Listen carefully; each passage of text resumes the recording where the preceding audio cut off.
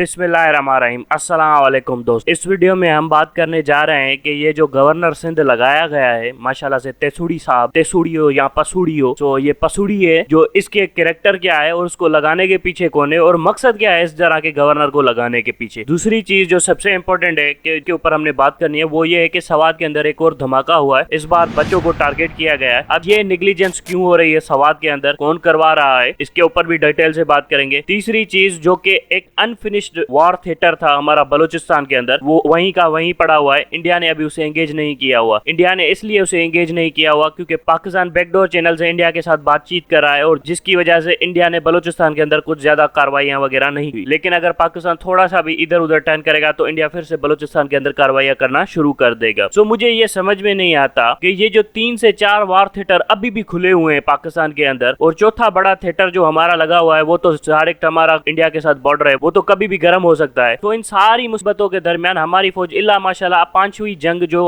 खामखा पाकिस्तानी अवाम और पाकिस्तानी सियासी पार्टियों के ऊपर खोले हुए। सो इन सबका आखिर नेट रिजल्ट क्या निकलेगा, आइए मिलकर डिस्कस करते हैं। सबसे पहले आते हैं ये जो पसूड़ी गवर्नर है सिंध का लगाया गया, इसको लगाने के पीछे आर्मी का हाथ, एक नंबर का दहशतगर्द आदमी, करप्ट आदमी है। यूं समझ ले टारगेट किलर था इसी टाइम पे। टारगेट किलर से प्रमोशन होकर ये बंदा यहाँ तक पहुंचा है। उसके बाद ये रैंसम वगैरह, ब्लैक मनी को वाइट करना, इन सब चीजों के लिए जाना जाता है। लेकिन बाद में चलकर जब कराची ऑपरेशन हुआ तो इसने खुद को सरेंडर कर दिया था रेंजर्स वालों के सामने। सारी की सारी डिटेल्स एमक्यूएम के रिलेटेड अंडर डीलिंग्स वगैरह जो भी थी इसने रेंजर्स वालों को बता दी और रेंजर्स ने उसके बाद इसको अपनी कस्टडी में रखा। उसके बाद इसको घर जाने दिया और मतलब इसे कह दिया कि ये हमारा एजेंट था, इसीलिए इसके खिलाफ कुछ ज्यादा कार्रवाई नहीं होगी। ये हुआ था इस बंदे के साथ। अब उस बंदे को लाकर वापस गवर्नर लगा देना, उसके बाद कराची के अंदर मतलब मार कुटाई का बाजार गर्म करना, इसके बाद जाकर ये कोशिश करना कि कराची के अंदर से इमरान खान और उसकी जमात कुछ भी सीटें ना ले ले। ये है हकीकत। अब इस पसूड़ी के डायरेक्ट कनेक्शन है दुबई में गवर्नर इशरत इबाद के साथ और उस गवर्नर के डायरेक्ट कनेक्शन है अल्ताफ हुसैन के साथ। सो ये जो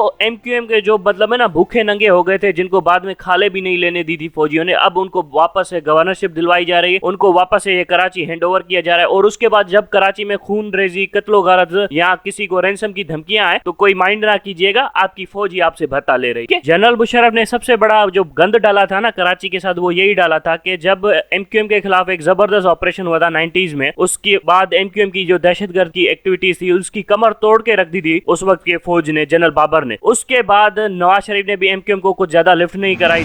एमक्यूएम धीरे धीरे डिक्लाइन होती जा रही थी एज अ पॉलिटिकल जमात के, वो उसके क्योंकि वो हेवीली रिलाई करती थी अपने मिलिटेंट विंग के ऊपर। धीरे धीरे एमक्यूएम खत्म होती जा रही। जनरल मुशर्रफ ने पावर में आते ही सबसे पहला काम ये किया, क्योंकि उसके साथ कोई बड़ी जमात नहीं थी, तो उसने छोटी जमातों को अपने साथ मिलाने की कोशिश की। छोटी जमातों को मिलाने के चक्कर में उसने सबसे पहले जो एनआरओ दिया था वो एमक्यूएम को दिया था। अल्ताफ हुसैन और आफाक हुसैन के दरमियान उस वक्त बड़ा झगड़ा चल रहा था उस टाइम पर, और आफाक हुसैन ने एक एमक्यूएम हकीकी जमात लेकर उभर रहा था और जो अल्ताफ हुसैन को दबा रहा था। अल्ताफ हुसैन की एक और जमात थी जो उसको दबा रही थी। बीच में पठान थे, तो अल्ताफ हुसैन का इतना डायरेक्ट और इफेक्टिव कंट्रोल नहीं था कराची के ऊपर। जनरल मुशर्रफ ने आते ही आफाक हुसैन को जेल में डलवा दिया और अल्ताफ हुसैन को फ्री हैंड दे दिया कि आओ तुम जाकर पूरे का पूरा कराची संभाल लो। अल्ताफ हुसैन ने देरी ना की, 2-3 दिनों के अंदर दहशतगर्द हायर की और पूरा का पूरा कराची ले उड़ा। उसके बाद क्या हुआ, उसके बाद पूरे 10 साल पाकिस्तानी रियासत को ब्लैकमेल करता रहा। यही वो अल्ताफ हुसैन था जो कभी इंडिया के साथ जाता था, कभी अमेरिका को कहता था कि मैं कराची आपके हवाले कर रहा हूँ, उसके हवाले कर रहा हूँ। 1 मिनट में कराची बंद हो रहा था। तब इनको याद रहा आता था कि अब कराची तो बिजनेस हब है वगैरह है। अब इनको याद नहीं आ रहा, अब इनको मौत पड़ रही है कि बिजनेस हब है, इसको बचाना है, प्रोटेक्ट करना है, वो करना है, नहीं, बल्कि इसको दहशतगर्दों के हवाले करना है। अब अल्ताफ हुसैन ही एक ऐसा दहशतगर्द नहीं है जिसके हवाले ये मुल्क का एक हिस्सा, बड़ा हिस्सा किया गया। अब तो सवात के अंदर भी ब्लास्ट हो रहे हैं, सवात के अंदर पूरे के पूरे दहशतगर्दों के टोले आकर बैठ गए। मुझे ये समझ में नहीं आता कि वहां पर आकर बिठाने की जरूरत क्या थी इन दहशतगर्दों को। कल एक और धमाका हुआ है सवात के अंदर। अब ये आपको समझना जरूरी है कि ये तकरीबन 3 महीनों के अंदर चौथा बड़ा धमाका हुआ है। एक बार एक कर्नल को अगवा किया गया है। ये सारी की सारी चीजें पाकिस्तान के अंदर हो रही है और पेशावर कोर माशाल्लाह से नींद की गोलियां खाकर सो रही है। DGISI और उसका इंटरनल विंग वो सो रहा है और उसके बाद ये हमें कहते हैं कि हम प्रोफेशनल है और उसके बाद ये एक्सपेक्ट करते हैं हमसे कि हम इनकी बातों के ऊपर यकीन कर ले और हम इन्हें मान ले कि ये एक अच्छे प्रोफेशनल आर्मी है जो